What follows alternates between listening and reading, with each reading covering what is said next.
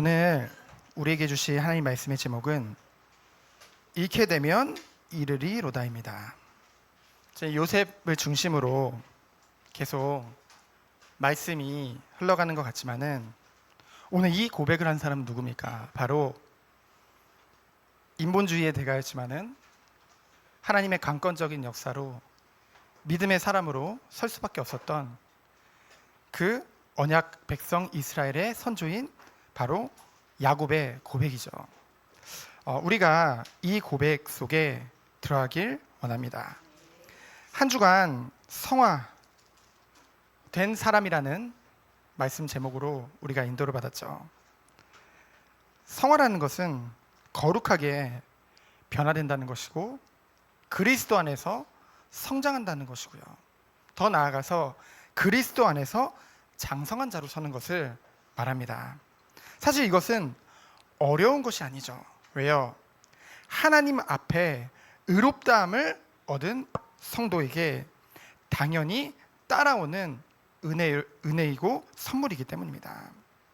하지만은 구원과는 달리 똑같이 따라오는 은혜의 선물이지만은 또한 우리의 임무라는 거죠. 임무라는 것은 뭐예요? 마땅히 우리의 삶에서 나타날 수밖에 없다는 것입니다. 그래서 우리가 첫 번째로 하나님이 우리에게 주신 은혜를 같이 나눌 텐데요. 첫 번째로 칭의입니다. 말이 어렵죠? 칭이라 함은 의롭다고 칭한 거예요. 누가 의롭다 칭하셨을까요? 하나님께서 우리를 택하시고 부르시고 우리를 의롭다고 칭하신 것입니다. 우리는 아담과 하와의 원죄로 인해서 전적인 타락, 전적인 무능, 전적인 부패 가운데 있었거든요. 근데 어떻게 우리가 의롭다 칭함을 받을 수 있었나요? 바로 예수 그리스도와 연합을 통해 칭의의 응답을 누린 줄 믿습니다. 죄 없으신 하나님이시죠. 성자 하나님은요. 근데 성자 하나님이신 예수님께서 나를 위해, 죄인된 나를 위해 완전한 인간으로 이 땅에 오신 것이죠. 그러나 그분은 죄가 없으십니다. 그래서 나를 위해 죄 없으신 예수님께서 언약대로 모든 고통과 고난을 다 당하시고 십자가에서 모든 피와 물을 다 쏟으시고 죽으셨죠. 누구의 죄를 위해서요? 우리의 죄를 위해서. 그리고 부활하셨습니다. 그 의로운 그 예수 그리스도를 믿을 때 우리는 연합의 축복을 누리게 되어지는데요. 그 믿음마저도 우리에게 선물로 주셨다고 하셨죠. 그래서 우리는 은혜라고 고백할 수 있는 것입니다. 나의 의로움이 아니죠. 우리는 완전한 죄인이었거든요. 근데 믿음으로 그리스도와 연합됨으로 의롭게 되어진 것입니다. 이것이 바로 칭의의 축복이죠. 그러면은 성화는 무엇입니까? 성령께서 모든 것을 우리를 통해 이루신다는 것이죠. 우리를 성전 삼으시고 성령이 내주하신다고 약속하셨습니다. 그 성령께서는 어떤 일을 하시나요? 우리를 견인하신다고 하셨죠. 성도의 견인은 뭐냐? 여러분, 우리가 이 육신을 가지고, 이 나약한 육신을 가지고 이 죄악된 세상에서 살아가는 것이 사실은 쉽지 않습니다. 왜요? 이 원수 대적 마귀가 우는 사자와 같이 끊임없이 삼키차를 찾고 어떻게든 우리들을 넘어뜨리려고 하거든요. 우리의 연약함과 그 죄성을 통해서 유혹해서 우리를 넘어뜨리려고 자꾸 하거든요. 구원을 빼앗을 수는 없죠. 왜요? 구원은 하나님이 우리에게 주신 것이기 때문에. 그러니까 자꾸만 유혹해서 속이려고 합니다. 그래서 그 모든 것을 견인은 뭐예요? 견디고 인내하도록 성령께서 우리들을 도우신다는 것이죠. 우리가 하나님을 바라볼 때, 그렇죠? 우리가 우리의 주인이 아니라 하나님이 주인됨의 축복을 누릴 때 이 비밀을 누리게 되는 것입니다. 그래서 뭐예요? 결국은 말씀을 성령께서 우리에게 조명해 주시죠. 그래서 우리들은 말씀을 통해서 성령의 검 곧 하나님의 말씀을 가지라. 에베소서 6장이죠. 어제 청소년 모임을 통해서 함께 나눴는데요. 정말로 이 말씀을 통해서 이 말씀이 계속 깨달아지고 우리에게 누려질 수 있도록, 그런 말씀의 힘으로 모든 것을 사단의 유혹을 이겨낼 수 있도록 예수님도 그 마귀의 시험을 말씀으로 다 물리치셨잖아요. 그 축복 또한 우리에게 주시는 것이죠. 그러면서 무엇입니까? 영화의 축복을 누리는 줄 믿습니다.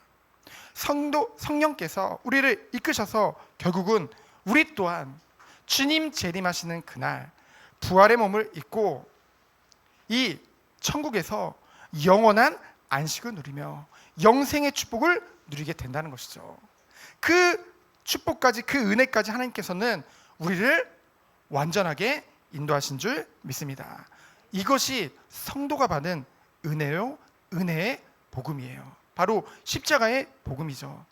하나님이 계획하시고 하나님이 성취하시고 지금도 하나님이신 성령께서 모든 것을 적용하고 인도하시기에 완전한 것입니다. 이 완전한 축복 가운데 우리가 있는 것이죠. 그러면 우리가 두 번째로 지금 요셉과 요셉의 형들을 우리가 지난주에 함께 살펴봤는데요. 여러분, 먼저 요셉을 보면 어떤 존재입니까? 하나님의 택함을 받고 선민으로, 그리고 그 언약 가문에서 부르심을 받았죠. 그리고 아버지의 사랑도 너무나 많이 받았습니다. 그리고 늘 하나님 앞에 서 있었죠. 그래서 하나님이 그 요셉에게 꿈을 꾸게 하셨습니다. 그리고 요셉이 가는 모든 현장 가운데 함께 하시며 임마누엘을 함께 하시며 범사에 형통함을 주셨죠.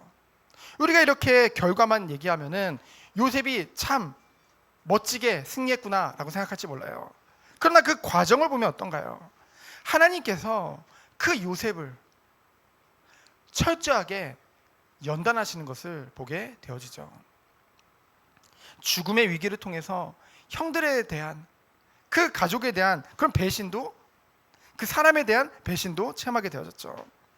그리고 노예로 끌려가서 그 육신의 한계까지 보게 되어졌습니다. 그러면서 억울하게 감옥에 들어가게 되어졌죠. 이 감옥에 억울하게 들어가는 일을 통해서 요셉이 나의 의를 내려놓게 됐을 거예요. 아마도 대부분의 요셉과 같이 하나님 앞에서도 사람 앞에서도 꺼리낌이 없는 사람들은요, 그 형들의 막 잘못도 막 고할 만큼 자기는 의로운 사람이었거든요. 어쩌면 자기 의에 잡힐 수도 있었습니다.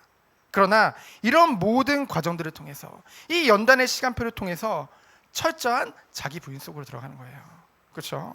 그리고 그 순간순간마다 이 연단의 과정을 성령께서 도우사, 하나님이 함께하사 자기 연민으로 빠진 것이 아니라 도리어 완전히 하나님만 바라볼 수밖에 없는 그 축복 속에 들어간 것이죠. 그것이 요셉이 노린 축복입니다.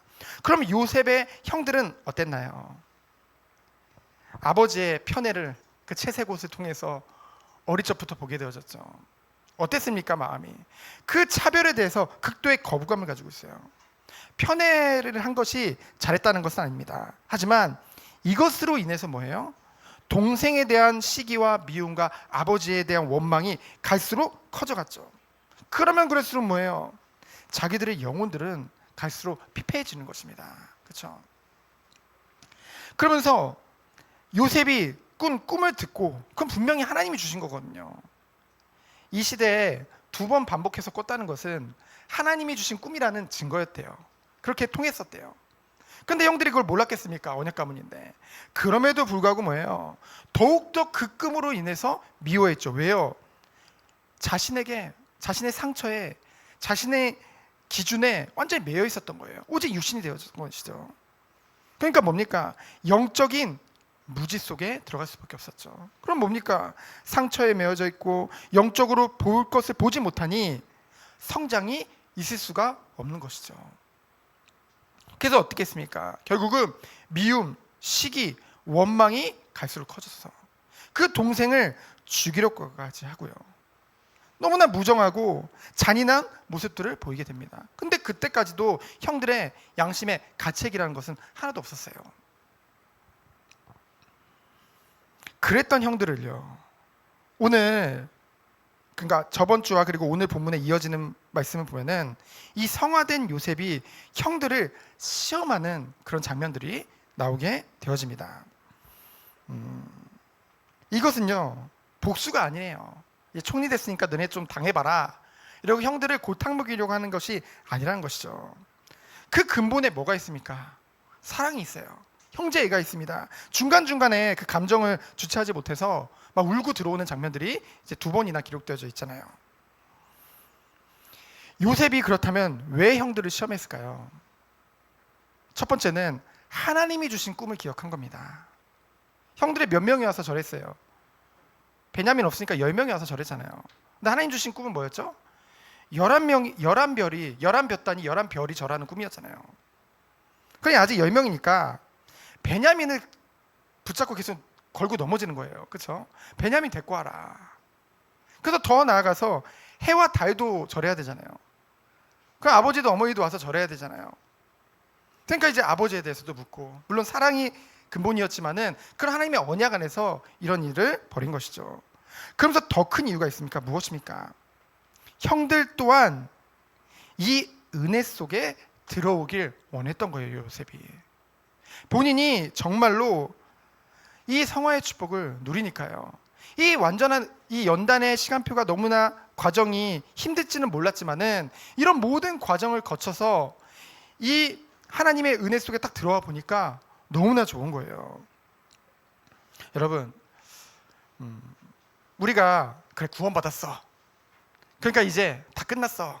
우리가 이제 참 자유 한번 누리면 돼. 이러면서 은근히 그래 하나님이 이래도 나를 사랑하시지, 이래도 날 봐주시지 라는 마음이 우리는 있거든요. 자녀기 때문에. 자녀들이 원래 그렇잖아요. 그러니까 뭔가 내 마음대로 살면 좋은 것 같고, 반대로 신앙적으로 성숙한 사람들을 보면은요, 그 사람들을 보면 도리어 뭐 안 되는 것도 많은 것 같고요. 뭐 주일날도 안 된다고 하지, 뭐 이것도 안 된다고 하지, 이러는 나는 이것도 안 된다고 하지. 뭔가 안 되는 게 참 많은 거고, 뭔가 봉사할 것도 많은 것 같고, 참을 것도 많은 것 같고요. 결국은 묶이는 것이 많아 보이지만은 여러분, 정작 그 축복을 누리는 사람들은요, 그 은혜가 너무나 크고 좋다는 거죠. 너무 행복하다는 거죠. 우리가 봤을 때는 야 대충 그냥 예배만 드리고 우리가 평일날 그냥 대충 세상에서 좀 살고 또 주일날 와서 주 앞에 엎드리고 뭐 그것도 좋은 것 같지만은 결국은요, 우리가 하나님의 그 은혜와 그 축복과 그리고 말씀에서 말하는 그러한 것들이, 그 열매들이 우리의 삶 속에서 누려질 때 그것만큼 행복한 것이 없다는 거죠. 그래서 요셉은요, 정말로 이것을 모르는 사람들은요, 요셉이 마치 갑질하는 것 같이 보여서 비난할 수도 있었을 거예요. 하지만은 형들 스스로 회개하고, 회개 없는 성장은 없거든요. 그러니까 과거의 모든 것들을 회개하고 하나님 앞에 설 수 있도록 이 시험을 통해 그 응답을 받도록 도운 거죠, 어찌 보면은. 그래서 뭡니까? 중요한 건 이 아버지 이스라엘이에요. 아버지 또한 뭐예요? 자신도 모르게 의지하는 것들을 내려놓고 다시 한번 하나님의 언약 속에 들어오길 원하는 거죠. 그래서 이 요셉의 시험을 통해 결국은 모든 것이 합력하여 선을 이루는 것을 우리는 보게 되어집니다. 세 번째로 중요한 것이 바로 야곱, 곧 이스라엘이 사랑한 것, 의지하고 있는 것이 있었다는 거죠. 그것 때문에요, 이 야곱이 어떤 사람입니까? 야곱이 어떤 사람이에요? 대단한 사람이잖아요. 근데 뭐예요? 첫 번째로 베냐민만은 절대 안 된다는 거예요. 야곱이 어떤 사람인데요? 베델에서, 야복 강가에서, 그렇죠? 하나님의 살아계신과 그리고 하나님의 언약과 그 언약이 실제로 그 성취되는 것을 봤던 사람이잖아요.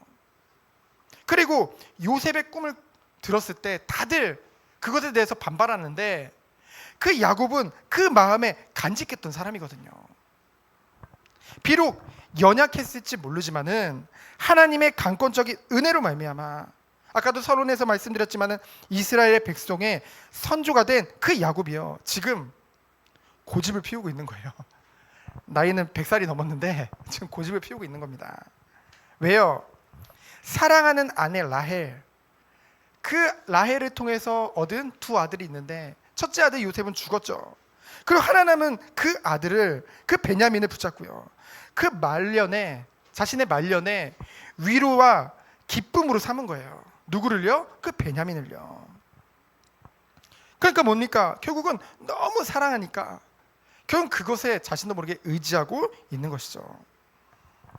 아니 여러분, 우리가 이 창세기가 끝날 때까지 그 말씀을 잊으면 안 됩니다. 그 아브라함에게 주셨던 언약이 무엇이었습니까? 창세기 15장에 보면은, 창세기 15장에 보면은 이제 13절 16절에 보면은 400년간 이방인의 객이 될 것을 하나님이 말씀하셨잖아요. 그러니까 한마디로 이 요셉을 통해서 이 야곱의 그 형제들과 가족들을 전부는 다 애굽으로 가야 되는데, 지금 그 언약의 그 주역으로 부름받은 이 야곱이 도리어 지금 고집을 피우고 있는 거예요. 베냐민 못 데려간다는 거예요. 나도 안 가겠다는 거예요. 그래서 아들들의 권유가 나옵니다. 첫 번째로 우리가 지난주에 봤지만은 장자 르우벤이 42장 37절에 말을 하죠. 내가 책임지고 데려오겠습니다. 아니면 우리 두 아들도 죽이세요. 이만큼. 하지만 어떻습니까? 야곱이 듣지 않죠. 아마도 그 르우벤이 그 야곱의 그 첩과 이제 간음을 하는 죄를 지었었잖아요. 그 이후로 아마도 장자지만은 신뢰성을 잃은 것 같아요. 그런데 두 번째로 뭡니까? 유다가 이제 말을 하게 되죠. 첫째는 르우벤은 아니고, 그 둘째는 시므온은 지금 잡혀 있고, 셋째인 레위도 예전에 그 다말 사건으로 인해서 세겜 족속을 다 죽였잖아요. 그것으로 인해서 아버지의 그런 신뢰를 잃었겠죠. 하지만 유다는 어땠습니까? 이제 요셉을 구덩이에 빠뜨리고 죽이려고 할 때 유다가 나서서 뭐라고 합니까? 죽여서 뭐합니까? 저 애굽으로 노예로 팝시다 라고 얘기를 하죠. 어떻게든 이 요셉을 살리려는 마음이 있었고, 결국은 하나님께서는 그러한 것들을 선용하셔서 어떻게 했습니까? 결국은 요셉이 언약대로 애굽에 먼저 갈 수 있도록 그것에 쓰임을 받은 거잖아요. 그런데 유다의 말은 어쩌면은 좀 더 신뢰성이 있었던 거죠. 그래서 야곱이 그것을 이제 듣고, 그래, 드디어 하나님의 그런 계획과 음성을 듣고 깨닫게 되어지는 거죠. 유다를 통해서. 그래서 뭡니까? 다시 언약 성취 속으로 들어가는 이스라엘입니다. 그 이스라엘이 어떻게 했어요? 그 가나안에서 나온 그 6가지 특산물을 준비합니다. 그래서 누구에게 보내는 거예요? 그 아이들, 그 자녀들 편에 그 요셉에게 보내는 거예요. 예전에 야곱이 형 에서의 그런 진노를 받았을 때 그 화를 누그러뜨리려고 먼저 선물을 엄청나게 보내잖아요. 그런 맥락에서 그렇게 한 거겠죠. 근데요, 이것을 보면은 어쩌면 간접적으로 하나님의 언약이 성취된 거죠. 왜냐하면은 비록 절을 한 건 아니지만은 요셉에게 뭔가 요셉에게 잘 보기 위해서 뭔가 조공을 바친 그런 느낌이잖아요. 간접적으로 성취된 거죠. 그러면서 뭡니까? 중요한 말씀이 나옵니다. 오늘 본문인데요. 하나님의 절대 주권을 인정하는 이스라엘의 고백이 나오게 되어지죠. 언약을 주시고 이루시는 그 여호와 하나님을 다시 한번 바라보게 되어지는 그런 사건이 벌어지게 되죠. 14절에 보면 뭐라고 고백을 합니까? 전능하신 하나님께서 은혜 베푸사 돌려보내시기를 원한다. 니들이 무사히 돌아오기 원한다. 자기가 원하는 거예요. 원하는 거 우선은 말을 해요. 근데 뒤에 더 중요한 말이 나죠. 뭡니까? 그렇게 안 하더라도, 오늘 말씀 제목과 같이 뭡니까? 만약에 하나님이 43절에 보면은 뭐라고 했어요? 14절에 보니까 자식을 잃게 되면 이르리로다 라고 고백을 하죠. 마치 에스더가 죽으면 죽으리라고 고백한 것과 같이요. 그렇죠? 그런 고백을 하게 되어지는 것입니다. 뭐예요? 그리 아니하실지라도 이 고백이 중요한 거예요.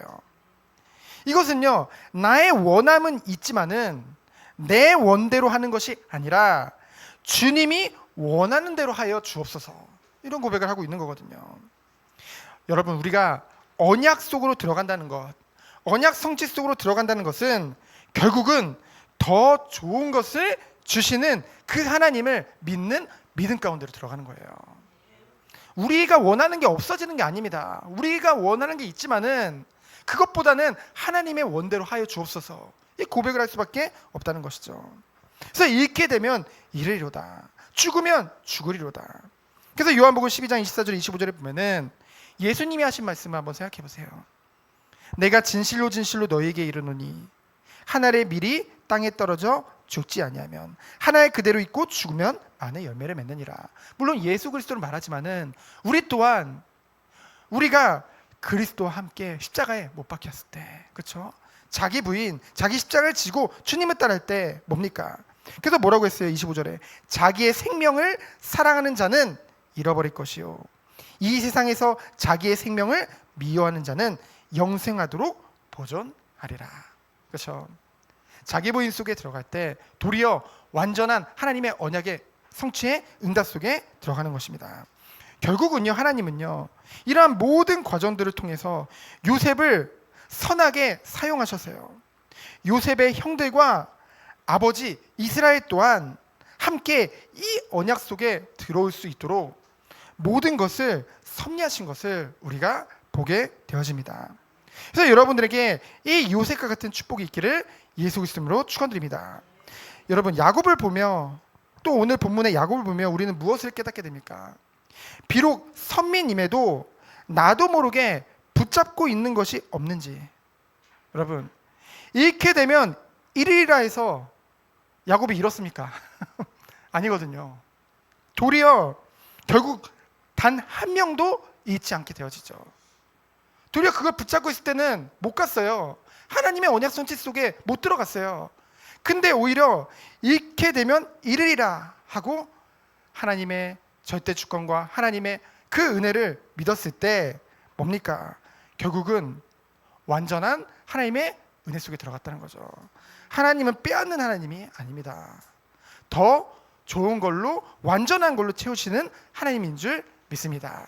그래서 우리가 한 주간 잃게 되면 잃으리로다, 그 믿음 가지고 승리하는 우리 모든 성도님 되어지기를 예수 그리스도 이름으로 축원드립니다. 이 시간 기도합니다. 하나님 감사합니다.